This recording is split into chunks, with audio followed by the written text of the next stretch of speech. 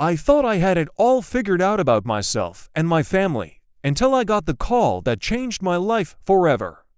My name is Emma. I am 28 years old and currently teach 3rd grade at Lincoln Elementary School. I have been married to my husband, Jack, for 3 years. Jack is a graphic designer, and he rarely gets anything but excited about anything. So what happened next took me completely by surprise and was completely unprepared. My family, for as long as I can remember, has been very close. My mother, Sarah, is a bank manager and has always been the one who keeps our family together.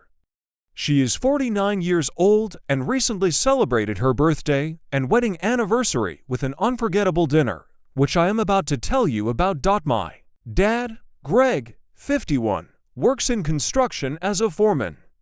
He taught me how to change a tire and made sure I knew I could do anything I set my mind to. Then there's my sister, Katie, 25, who works as a vet tech.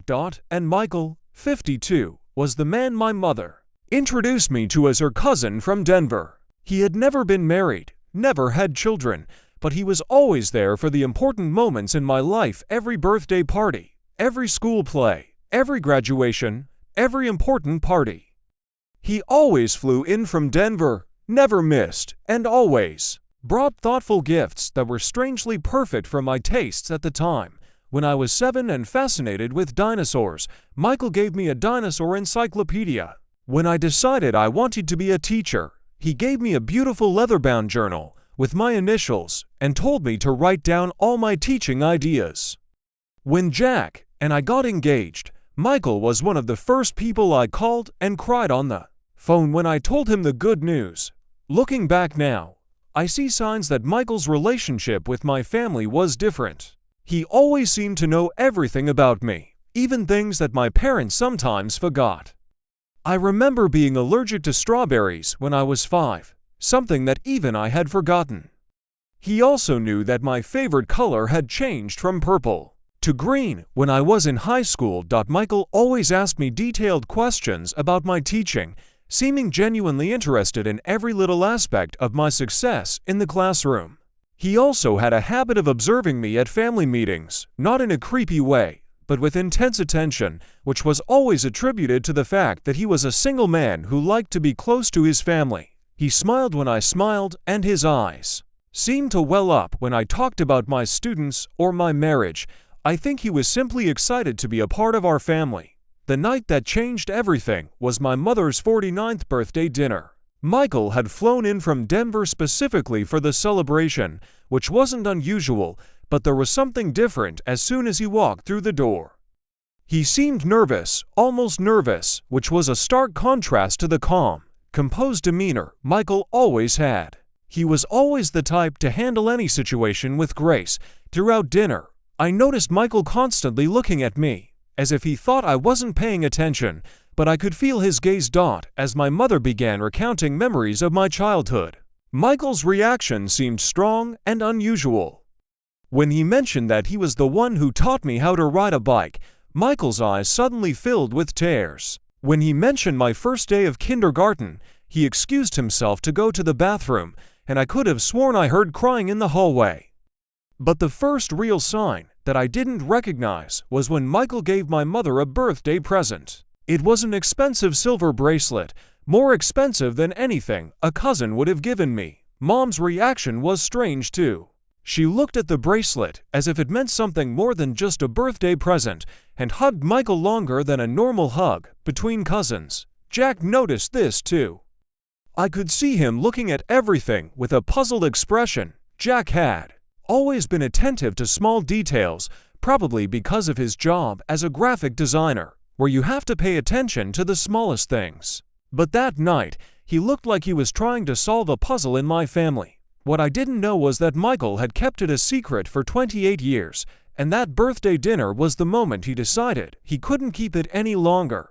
What I didn't know was that everything I knew about him, about his past, was about to be shattered in a conversation that took place in our backyard, just an hour later. That phone call or not a phone call was the start of a major shock in my life. My life before that birthday dinner was like something out of a storybook.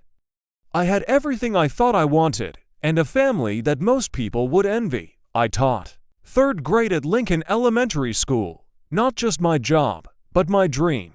I had recently become a tenured professional, meaning I had a steady job after 5 years of hard work. My classroom was full of bright-eyed 8-year-olds who made me smile every day and actually look forward to class each morning. Jack and I built what I thought was the perfect marriage.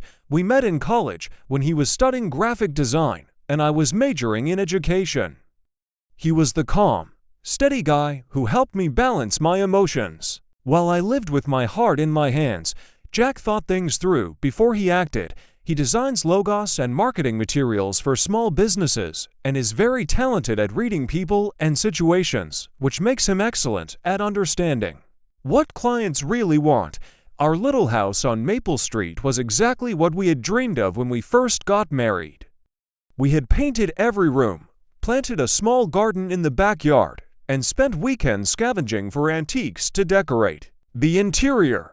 Jack had turned his bedroom into his design studio, and I had a little corner where I could work, prepare lectures, and plan classes. We've thought about having kids someday, but for now we're content with our lives. Family dinners at my parents' house are a monthly tradition I look forward to the most. They live in the house Katie and I grew up in, a cozy farmhouse with a large kitchen and dining room that always feels cozy no matter how crowded we are. My mother was an amazing cook, and she would go overboard with dinner, preparing enough food to feed twice as many people as would be there.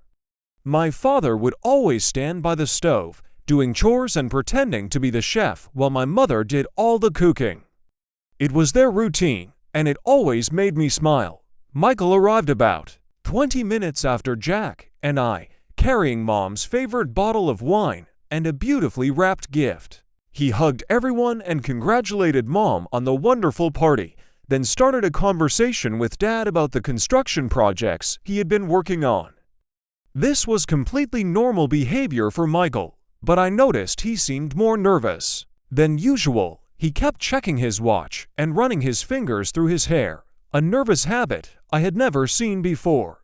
Over cocktails in the lounge, Michael continued to steer the conversation toward my teaching career. He wanted to know about my tenure, my students, and my plans for the coming school year.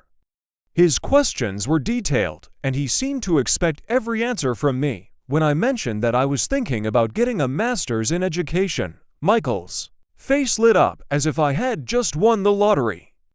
Dinner went by with the usual family talk, with Mom updating her on her job at the bank, Dad complaining about the new supervisor, and Katie talking about the animals at the vet clinic. Michael participated in every conversation, but I still felt his attention focused on me with an intensity that made me feel a little uncomfortable. After dinner, when Mom took out old photo albums, Michael's reaction to the pictures of me as a child seemed overly emotional. He looked at the pictures as if they had a deeper meaning than just a child's memories. Even though the night seemed normal, there was an undercurrent in the air that I couldn't quite place. Michael seemed to want to say something, but couldn't find the words. Jack was quieter than usual, and I noticed he was watching Michael with the same attention he paid to his design projects. Even my mother seemed a little nervous, although I tried to keep the conversation going and make sure everyone was having a good time. We knew this would be our last family dinner, where I thought I knew everyone and where everything was coming from. But the change in the atmosphere that night was so sudden, it felt like someone had flipped a switch. We sat around the dining room table, enjoying Mom's famous chocolate cake and sharing stories of family vacations. Suddenly, Jack's voice rang out from the phone next to the dessert plate. He looked at the screen, and instantly, I saw his entire demeanor change. The easy smile on his face disappeared, replaced by an expression I had never seen before. It wasn't worrying or confusion, but something deeper and more disturbing. Jack picked up the phone and looked at the screen. It seemed like only 10 seconds, but his face paled. I noticed his hands were shaking as he held the device. This was completely unusual for me. Jack had always been a calm and collected person in every situation. Over the course of our 3 years of marriage, I had seen him handle work emergencies, difficult family situations, and even our car breaking down in the middle of the road with a calm demeanor, never showing any signs of anxiety. "I need to take this call," Jack said, his voice strained and strained. The excuse sounded reasonable to everyone around the table, but I knew immediately that something was wrong. Jack had never taken a client call during dinner, and certainly not on the evening of my mother's birthday. Besides, Peterson's project had been completed and submitted a week ago. I'd seen him send the final files, and the client had reviewed them all. There was no reason for them to call him on a Sunday night. I watched Jack leave his desk and walk toward the back door, the phone still pressed to his ear. "This is really important," he said as he answered the call, his voice strangely warm and intimate, making my stomach clench. As a teacher, I've developed a sixth sense for when something isn't right. I've learned to read body language, tone of voice, and subtle changes in behavior when I'm managing 25 students a day. Every red flag in me went off when I observed Jack's behavior. The conversation at the table continued, but I couldn't focus on anything. Mom was talking about work drama, Dad was commenting on workplace politics, and Katie was going on about the animals in the clinic. But all I could think about was the look on Jack's face as he looked at his phone screen and the way his voice broke as he made excuses. I kept looking toward the back door, waiting to see if Jack would wander into the backyard while he continued his call.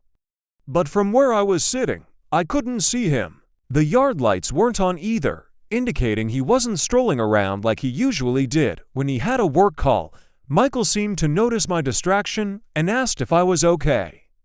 I tried to smile and tell him that I was just tired from the stressful week of school, but I could tell he didn't believe me. Michael had always been very perceptive when it came to my emotions. He could read me better than anyone, and I knew he was always picking up on every little quirk in my demeanor. 15 minutes passed, but Jack still hadn't returned. Peterson's project was a simple design job. There was no reason for the call to last this long, especially on a Sunday night. No matter what the problem was, Jack would quickly end the call and return to dinner. From start to finish, it didn't make sense. Jack's face as he looked at the phone screen looked like he had received bad news, not a normal business call. His excuse about the Peterson project was clearly just an excuse.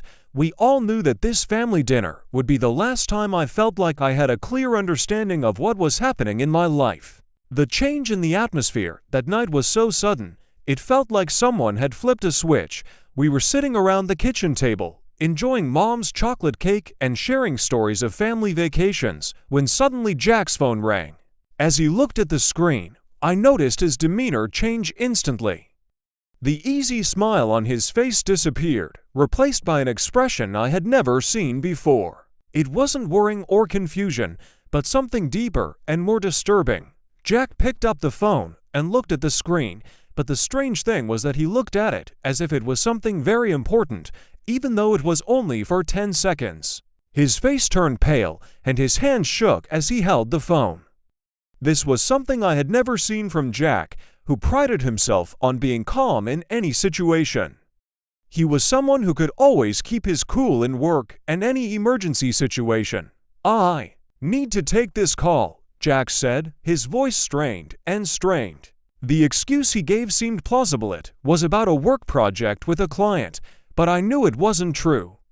Jack never took calls from clients during family dinners, and certainly not when we were celebrating my mother's birthday. Besides, the project had been finished a week ago, so why the call on a Sunday night? I watched Jack leave the table and head for the back door, the phone still pressed to his ear. He spoke urgently, as if this call was something that could not be postponed. I stood there, watching him, my doubts growing. I couldn't concentrate on the conversation that continued around the table, my mind filled with unanswered questions. Michael noticed my distraction and asked if I was okay. I smiled back, trying to hide my anxiety. 10 minutes passed, then 15. Jack was still out in the yard, which was completely unusual. His work project shouldn't have taken that long, but he was out this long. Finally, I decided to go outside and find out what was going on. My instincts told me something was terribly wrong, and I knew I had to figure it out. When I came out, I found Jack sitting on the wooden steps in the backyard, his face buried in his hands and his shoulders shaking with sobs. His phone was nowhere to be seen, which only confirmed that the work call had been an excuse. Everything I had ever known about him, about our marriage, seemed to have collapsed. "Check, what's wrong?" I asked, trying to keep my voice steady despite my racing heart. Jack looked at me with red eyes, his face looking like it had aged 10 years in the last few minutes. This was not the calm man I married. He looked at me as if he had just received the worst news of his life. "We can't do this here, Emma," he said, his voice almost a whisper. "Not with everyone in the house, not with your family right here." The way he said "your family" made me feel as if there was a distance between us, a formality I hadn't felt before. Jack had always loved my family, always felt comfortable and at home with them, but now he spoke of them as if they were strangers. I tried to approach him, to ask what he was talking about, but he didn't answer right away. Jack stood up and paced across the small concrete patio, running his hands through his hair, a nervous gesture I rarely saw him make. "We have to go," he said urgently. "We need to get home now." "I'm not leaving until you tell me what's going on." Looking into Jack's determined eyes, I knew he was facing a big secret, something that could change our lives forever. But I deserved to know the truth, and I couldn't let things go on like this. But the teacher part of me, the part that always urged me to understand things and get to the bottom of things, wouldn't let me hide. I knew I had to face the truth, no matter how hard it was. Double quotes, "Yes, I want to know," I said, my voice steady despite the anxiety rising inside me. Jaqe nodded slowly, as if he'd been waiting for that answer, but also dreading it. "Then we'll go home now," he said, his voice ready to tell the truth. The car ride from my parents' house seemed like a long 15 minutes, but in reality, it was one of the longest moments of my life. We had to make excuses for our absence, saying that Yak had a headache and needed to rest before starting work on Monday. My mother was worried and was going to send us home with the leftover cake. Katie wanted to come along to make sure Yak was okay, and my father insisted on walking us to the car. But Michael was strangely quiet, his goodbye hug lingering longer than usual and feeling different, as if he were more desperate and emotional than usual. Yake's hands were shaking on the wheel, his breathing deep and heavy as if he were preparing for something big. I had never seen him so nervous, not even when he proposed to me 3 years ago. The silence in the car was heavy, filled with tension and the feeling that some truth was about to be revealed. When we finally got home, I poured myself a glass of wine to try to steady myself, but my hands were still shaking. Yak sat across from me in his usual chair, but everything about his posture and expression was completely different. He was not the husband I had married, the one who was always cheerful, light-hearted, and knew how to make me laugh with stories about his clients or his design work. The man sitting in front of me now was carrying a burden so heavy that it had begun to change him physically. "Before I tell you," Yak began, his voice soft but strained, "I just want you to know that I love you. Nothing I say will change how I feel about you or about our marriage.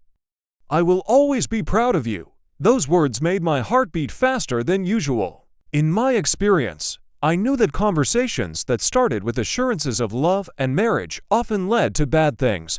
I put down my glass because my hands were shaking too much to hold it steady. "Yak, you're scaring me," I said, my voice shaking. "Just tell me what's going on." He took a deep breath and looked at me, his eyes boring into mine. "Emma, the man at the table tonight, Michael, is not your cousin.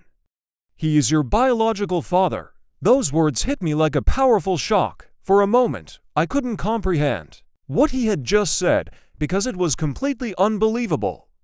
I laughed, a short but sharp laugh, without any trace of humor. "That can't be true," I said, my voice sharp. "Michael is my mother's cousin. I know that. He's been my family all my life. He's been to every birthday party, every graduation, every milestone since I was born. He's family, not my father. Yak looked at me with a pained expression, as if every word he said was causing him physical pain. Emma, sit down, please, let me explain.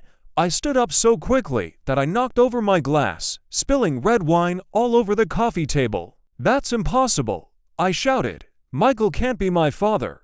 Yak looked at me, his eyes wide. We have to go, he said, his voice urgent. We need to get home now. I'm not leaving until you tell me what's going on. I felt like everything was falling apart around me. What I thought was true about my family, about my life, was now completely shattered. I couldn't sit at that table and watch Yak call Michael cousin, when in reality he had been my biological father for 28 years. I felt like I was in another world, where everything around me was hazy, unexplainable. As painful as the truth was, I needed to know why it had all come to this. If this is true, then show me the proof, I said, my voice hoarse. If this is true, I need to see it clearly. Yak looked at me, his face clouded with worrying and pain that I could see in his eyes. He reached into his pocket and pulled out an old piece of paper, folded many times, as if it had been there for a long time. He gave this to me, Yak said, his voice choked. He handed it to me. I took the paper with shaking hands and unfolded it. The handwriting was so familiar. It was my mother's, but why did it feel so different? This was a letter my mother wrote to Michael when I was just born, 28 years ago. The letter begins, "Dear Michael," I murmured. I felt like I was reading a story I had never heard, even though it involved my own life. My mother wrote that, while their life together was beautiful and hopeful, it was also complicated and uncertain. She asked Michael to respect her decision, that Greg would be my father, and that I would grow up in a stable family. Reading that letter, I felt like everything I knew about myself, about my family, about my father, was falling apart. Michael wasn't just my cousin, he was my father. He had watched me from afar, loved me in silence for 28 years, respected my mother's decision to let me grow up in what she thought was a stable family. A shock passed through me when I realized that all Michael's caring actions, his expressions of emotion when I achieved success, were not the feelings of a cousin, but the feelings of a father. The words that I once thought were the care of a relative turned out to be the silent love of a father who had to give up his parental rights to me because of my mother's choice. I sat there, motionless, trying to digest it all. I couldn't sleep. Instead, I sat in the living room, holding the letter in my hand, trying to recreate 28 years of memories through a completely new, unfamiliar lens. Yak eventually went to sleep, but he didn't leave me without reminding me that if I needed him, he would be there. Even though he said that, I knew he couldn't sleep either. Neither could we. The next morning, I called the office to say I was sick, something I had never done in my entire teaching career. But this time, it wasn't because of my health, it was because of a truth I couldn't ignore. I spent the morning looking through old albums, family photos, moments I had taken for granted, but now, they all had a completely different meaning. I realized that Michael had been there, in every step, in every accomplishment, but had never been recognized, especially in my wedding photo. Michael wasn't standing with everyone else. He stood alone, silently watching me walk toward the altar. And in his eyes, I saw pride and loss. He had watched his daughter get married, but had done so as an outsider, as a family friend, not as a father. Around 10 a.m., I drove to the hotel where Michael was staying. I had called ahead, and he agreed to meet me at the hotel restaurant. When I entered the restaurant, I saw Michael sitting alone in the corner, looking as if he had aged a decade overnight. That night, everything I thought I knew about my family, about my life, about myself, was changed forever. The next day, Michael sat there, looking less than his usual neat self. His eyes were red from crying, his hand shaking as he stirred sugar into his coffee. This was a man who had kept a big secret for nearly 3 decades, and the relief at finally sharing it was evident on his face. "Emma," he said, as I stood up, seemingly unsure whether to hug me or shake my hand. The uncertainty in his gesture made my heart clench. I realized that, perhaps all my life, I had been unconsciously maintaining these ambiguous boundaries. I hugged him, and it felt different. For the first time in my life, I felt like I was hugging my father, not my mother's. "Cousin, we need to talk," I said, and he nodded as if he had been waiting for this conversation for 28 years. Michael began to tell me everything about his relationship with my mother. They had been together briefly before she met my father, Greg. They were young and in love, but their relationship was complicated by distance and different goals in life. When my mother found out she was pregnant, Michael was excited and wanted to marry her immediately, but she was already in love with Greg, who was willing to adopt me as his son. Even though I wasn't his biological child, it was the right decision, Michael said, excitement filling his voice. "Greg is ready to be a father, to give you the stable family that Mom needs." Michael kept this secret for 28 years, always being there for me, but only as a cousin, respecting my mother's decision, never interfering with Greg's role. He participated in every important moment of my life, sending birthday and Christmas gifts, but never crossed the boundaries that my parents had set. I asked, "Why now? Why did you decide to tell Jack last night?" Michael's answer broke my heart. "Because I'm 52 years old, never married, never had kids. I never built the family I thought I would. You're my only daughter, Emma, and I realize one day I'm going to die without ever letting you know that you're the greatest achievement of my life. I can't live with that anymore." That afternoon, I couldn't hold it in any longer. I called my parents and told them that Michael, Jack, and I needed to talk. It was a conversation I would never forget, because it would change everything I thought about my family and myself. My mother immediately knew I was in trouble, and I could hear her crying through the phone just before she told me she agreed. The conversation was both devastating and beautiful at the same time. My mother confirmed everything Michael had told me, explaining through her tears, when she was young and scared, the decision she had made, a decision she thought was best for everyone involved. My father's reaction surprised me. There was no anger, no hurt, but a sense of relief that the secret was finally out. "Emma," my father said, taking my hand roughly from his work, "you've been my daughter for 28 years. Biology doesn't change that. I was there for your first steps, your first day of school, your first heartbreak, and your wedding day. I was your father in all the important moments, and nothing will change that." My father paused, then continued with a serious look on his face, giving me a better understanding of the nature of family. Michael, who had chosen to stand behind me, keeping his distance, turned to look at the man who had given me life. "Thank you for trusting me to raise your daughter," Michael said. "Thank you for respecting our family. As complicated as this has been, you have always chosen to put Emma's well-being first, and I will always be grateful for that." The next few months were a time for all of us to adjust to this change. I learned to navigate between two fathers, each playing an important but distinct role in shaping who I was. Greg was the one who raised me, teaching me about strength, integrity, and unconditional love. Michael, though far away, was the one who loved me from a young age with a quiet love that never asked for any recognition.